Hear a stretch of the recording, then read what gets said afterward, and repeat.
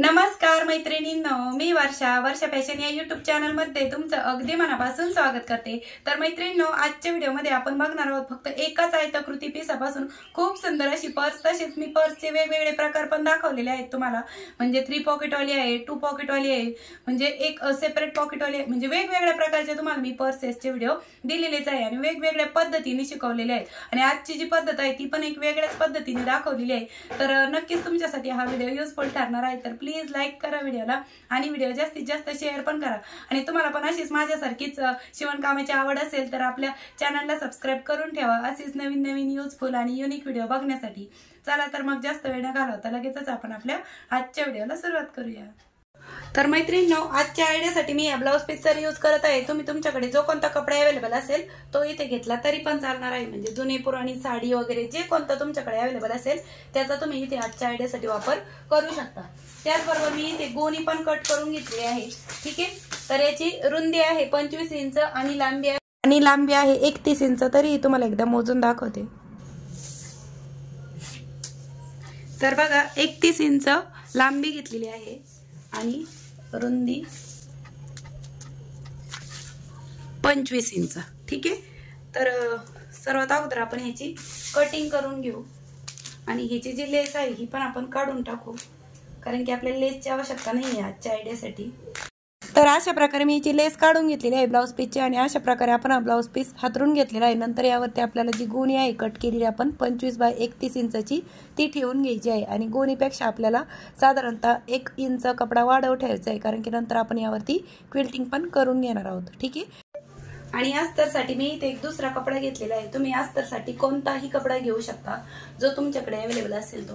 तर अशा प्रकारे मी अस्तरचा कपडा पण ठेवून घेतलेला आहे आणि यावरती पण आपण गोणी ठेवून घेतलेली आहे। गोणीपेक्षा थोडासा वाढव कट केलेला आहे। सर्वात खाली अस्तर, मध्यभागी गोणी आणि वरतून जो आपण ब्लाउज पीसचा कट केलेला कपडा आहे मेन फॅब्रिक तो आपल्याला ठेवून घ्यायचा आहे। तर बघा, हा पण त्याच मापाचा कट केला, वरतून मेन फॅब्रिक ठेवला, उलट सुईचा अगोदर चेक करून घ्यायचं आहे आणि राईट साईडच वरतून ठेवायची आणि यावरती आडव्या उभ्या टिपा मारून घेऊ। तर अशा प्रकारे मैत्रिणी मी इथे कडेकडेला ठिकठिकाणी टाचणी लावून घेतलेली अस्तर, गोणी आणि मेन फॅब्रिकला। आता यावरती आपण क्विल्टिंग करून घेऊया। तर चला मी तुम्हाला शिलाई मशीनवर दाखवते। तर अशा प्रकारे मी हा कपडा मशीनवरती ठेवून घेतलेला आहे आणि यावरती आपल्याला अगोदर एकाच डायरेक्शननी क्विल्टिंग करून घ्यायची। जर आपण आडव्या टिपा मारत असेल तर आपल्याला पूर्ण कापडाला अगोदर अशाच आडव्या टिपा मारून घ्यायच्या आहेत, नंतर त्यावरती उभ्या टिपा मारून घ्यायच्या आहेत आणि मध्ये मध्ये टाचणी पण काढून टाकायची आहे क्विल्टिंग करताना। खूप मोठा पीस आहे हा, मशीनवरती ठेवायला खूप मोठा वाटतो। तर अशा पद्धतीने व्यवस्थित टाचणी लावल्यामुळे सोपं पडतं आपल्याला क्विल्ट करायला। आणि अशाच प्रकारे मी या पूर्ण कापडाला आडव्या आणि उभ्या टिपा मारून क्विल्टिंग करून घेते आणि जो एक्स्ट्राचा पार्ट आहे तो पण आपण कट करून घेणार आहोत। तर चला हे पूर्ण मी क्विल्टिंग करून घेते आणि पूर्ण क्विल्टिंग झाल्याच्या नंतर दाखवते तुम्हाला।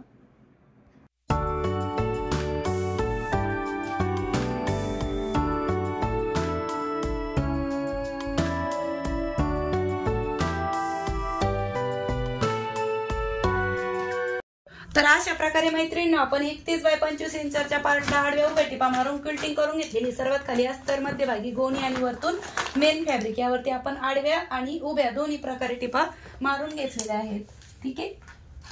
आता यानंतर जिकडनं आपली 25 इंच आहे त्या साईडने आपल्याला इथे झिप अटॅच करून घ्यायची। झिप मध्ये मी अजून रनर नाही ओवलेलं, ते आपण नंतर होऊन घेणार आहोत। आता जी राईट साईड आहे झिपची ती आपल्याला अशा पद्धतीने ठेवून घ्यायची आहे। जिकडनं आपली 25 इंच आहे या साईडने स्टिच करायचं, नंतर यावरती पुन्हा दाबटीप पण देऊन घ्यायचे। तर चला शिलाई मशीनवर। तर बघा, ही साईड आहे आपली 25 इंचाची झिपची राईट साईड मी अशा पद्धतीने ठेवून घेत आहे। थोडासा पार्ट मी पुढे घेणार आहे, कारण की यामध्ये आपल्याला रनर अजून ओवायचे बाकी आहे, त्यामुळे मी झिप थोडीशी वाढवच घेतलेली आहे। आणि अशा पद्धतीने आपल्याला ही झिप आहे ती स्टिच करून घ्यायची आहे। तर माझ्याकडे लाईट गेलेली होती त्यामुळे मला इथे पायावरतीच शिवावं लागत होतं, पण त्यावेळेस तर मशीनचा बेल्ट पण निघला। मग मध्ये मध्ये हे पण मी स्किप म्हणजे एडिटिंगच्या वेळेस कट करून टाकत असते, पण आज नाही टाकलं, कारण की म्हटलं तुम्हाला पण कळावं की मला पण अडचणी येतात कामामध्ये। कधी बेल्ट तुटतो, कधी बेल्ट निसटतो, लाईट नसते, फुटवर करावं लागतं, तरी पण मी हार मानत नाही। पण तुम्ही पण असाच प्रयत्न करत राहा, चालू ठेवा, म्हणजे आपल्याला बरोबर फिनिशिंग सहित काम जमायला येतं आणि काहीच अवघड नसतं, केल्याने होतं, करत राहायचं। तर अशा प्रकारे आपण एका साईडने झिपवरती टीप मारून घेतली आहे। आता यानंतर आपल्याला यावरती पुन्हा दाब टीप पण देऊन घ्यायची आहे अशा पद्धतीने, ठीक आहे। झिपवरती काढायची आणि अशा प्रकारे आपल्याला यावरती दाब टीप देऊन घ्यायची।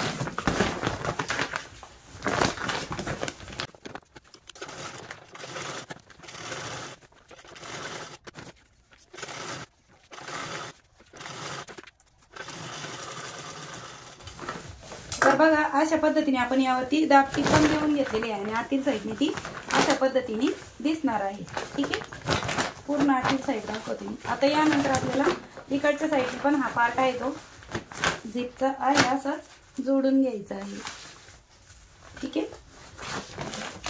तर अशा प्रकारे आपण हा पार्ट पण जोडून घेऊया.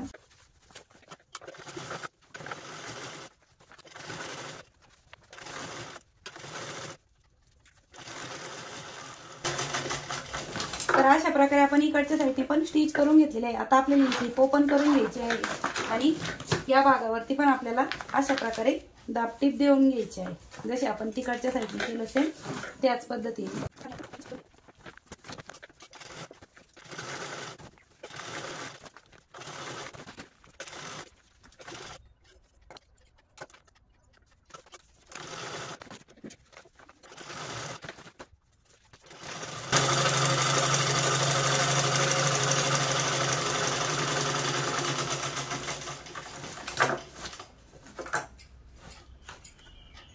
तर अशा प्रकारे मैत्रिणींनो मी या साईडने पण आहे ती दाबटीप देऊन घेतलेली आहे.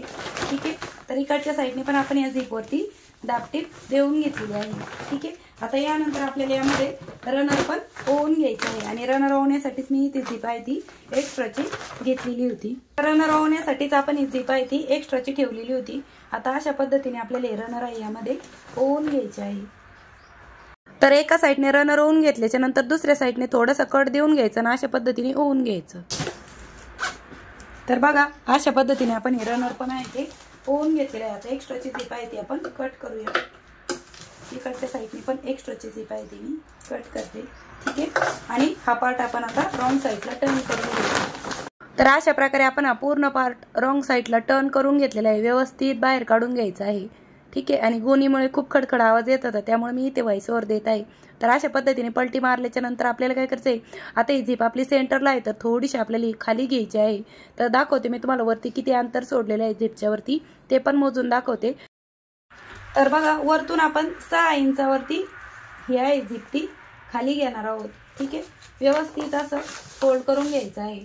तर बरोबर मी अशा पद्धतीने 6 इंचावरती फोल्ड केलं आहे आणि पुन्हा पुन्हा चेक करत आहे. तर झिपच्या वरती आपलं 6 इंच अंतर आहे आणि इथे मी खाली टाचणी लावून घेत आहे, म्हणजे आपल्याला स्टिच करायला बरं पडेल, कारण की आपला इकडे झिपचा जो पार्ट आहे तो ओपन आहे त्यामुळे. ठीक आहे, तर मी इथे 2-3 ठिकाणी टाचणी लावून घेतलेली आहे. आता दुसऱ्या साईडने पण आपण वरतून 6 इंच अंतर आहे की नाही ते चेक करून घेत आहोत आणि तिथून पुढे आपण टाचणी लावून घेत आहोत. ठीक आहे, म्हणजे आपल्याला टाचणी लावल्यामुळे स्टिच करायला अगदी बरं पडतं. आता जशी टाचणी लावलेली आहे तशीच आपल्याला यावरती स्टिच करून घ्यायचं आहे, पण त्याआधी मी पुन्हा हे माप चेक करून घेतलं 6 इंच आहे की नाही आणि बरोबर आपल्याला अशा पद्धतीने यावरती स्टिच करून घ्यायचं आहे. आणि जिथे झिप आहे तिथे पण आपल्याला डबल मशीन मागे पुढे करत लॉकच्या टिपा देऊन घ्यायचे, ते मी नंतर देऊन घेणार आहे. तर अगोदर मी इथे कडेकडेने स्टिच केलं, एक्स्ट्राचा पार्ट कट केला. दुसऱ्या साईडने पण आपण सेम त्याच पद्धतीने स्टिच करून घेत आहोत. तर मैत्रिणींनो मी तुम्हाला अगदी सावकाश आणि step by step he bag म्हणा किंवा पर्सची कटिंग आणि स्टिचिंग दाखवत आहे आणि वेगळ्या पद्धतीचे आहे, तर तुम्हाला नक्कीच आवडणार आहे. तर प्लीज लाईक करा व्हिडिओला. तर अशा प्रकारे आपण दोन्ही साईडने स्टिच करून झाल्याच्या नंतर आपल्याला इथे 5.5 बाय 5.5 इंचाचा चौकोनी ड्रॉ करून घ्यायचा आहे चौकोन कडेपासून.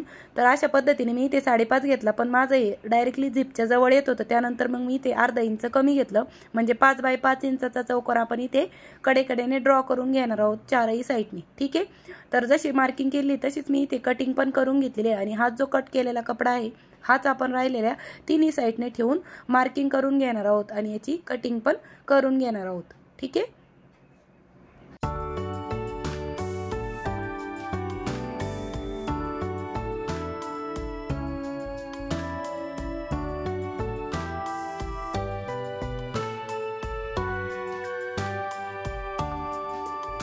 आता चारही कॉर्नर कट करून झाल्याच्या नंतर मैत्रिणी आपल्याला हे कॉर्नर आहे ते पकडायचे आहे आणि यावरतीच स्टिच करून घ्यायचं आहे. इकडच्या साईडने पण सेम अशा पद्धतीने पकडायचं आहे आणि यावरतीच आपल्याला स्टिच पण करून घ्यायचं आहे. चारही कॉर्नर सेम आपण अशाच पद्धतीने स्टिच करून घेणार आहोत. ठीक आहे, तर चला मी हे लगेचच स्टिच पण करून घेते.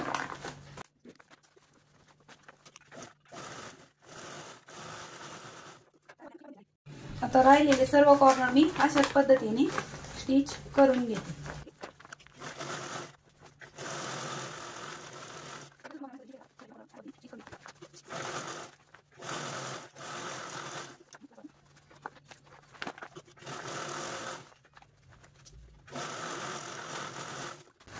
अशा पद्धतीने आपण हे चारही कॉर्नर आहेत ते स्टिच करून घेतलेले आहेत. यावरती मी पुन्हा डबल टिप पण देऊन घेते. तर अशा प्रकारे मैत्रिणी मी यावरती पुन्हा डबल टिपा पण देऊन घेतलेले आहे. आता आपण ही झिप ओपन करून घेऊ आणि हा भाग राईट साईडला टर्न करून घेऊ.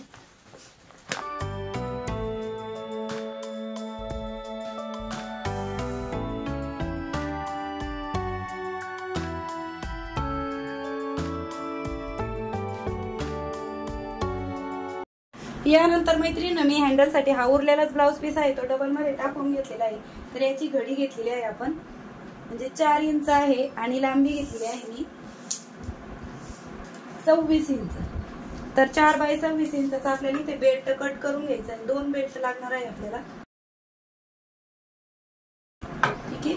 तर अशा पद्धतीने आपले 2 बेल्ट आहेत ते सेपरेट होणार आहेत. आता यानंतर इथे आपण ही जी शॉपिंग बॅग असते बघा, आपण कट करून फक्त हँडलचा कपडा राहिलेला आहे तर तो आपल्याला मध्ये ठेवून द्यायचा आहे. आणि अशा पद्धतीने आपल्याला हे दोनही साईडने हँडल आहेत ते स्टिच करून घ्यायचे, म्हणजे थोडंसं कडकपणा यावा यासाठी मी इथे शॉपिंग बॅगचे जे हँडल आहेत ते घालून घेत आहे. कापडी शॉपिंग बॅग जी बघा आपण बऱ्याचशा व्हिडिओमध्ये बघितलेलं असेल तुम्ही कटिंग केलेलं, आणि तीच शॉपिंग बॅग आपण अशा पद्धतीने मध्यभागी ठेवून घेणार आहोत आणि हे दोन्ही हँडल आहेत ते स्टिच करून घेणार आहोत. तर चला मी हे दोन्ही हँडल स्टिच करते.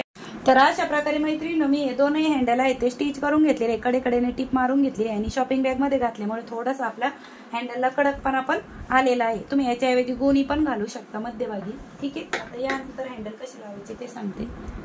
यानंतर मैत्रिणी हँडल लावण्यासाठी आपल्याला हे टोक ते हे टोक ह्याचं अंतर काढून घ्यायचं आहे, मधला सेंटर काढून घ्यायचं आहे. तर मी बरोबर इथून टेप पकडलेला आहे. तर आपलं हे अंतर भरत आहे बरोबर 12 इंच. तर 12चा मध्य आपला येतोय 6. तर आपण इथे 6 इंचावरती एक मार्क करून घेऊया आणि सेंटर पासून 2 इंच इकडे आणि 2 इंच तिकडे अशी ही आपल्याला मार्किंग करून घ्यायची.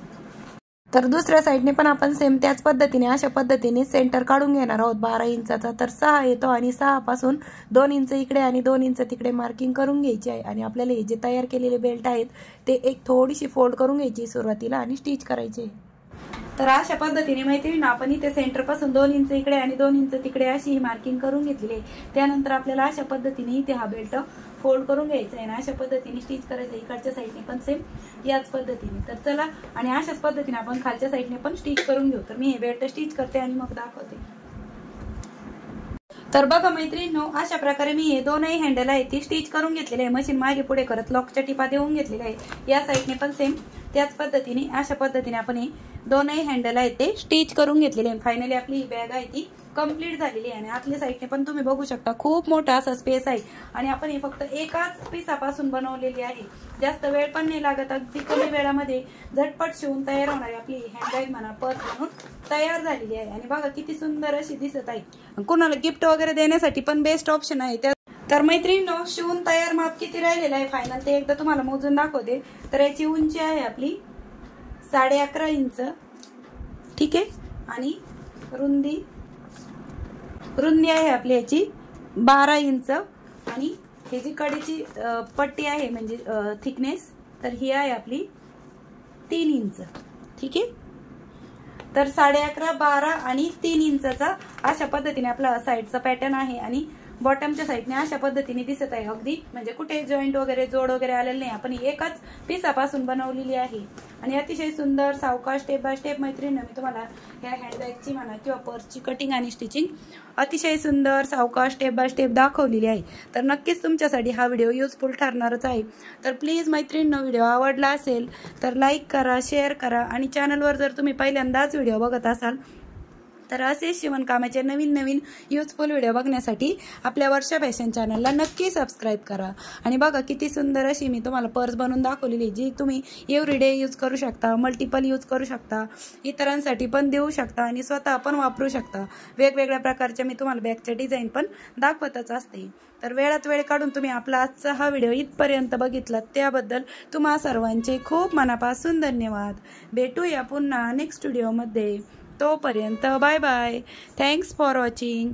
श्री स्वामी समर्थ. जय जिजाऊ, जय शिवराय.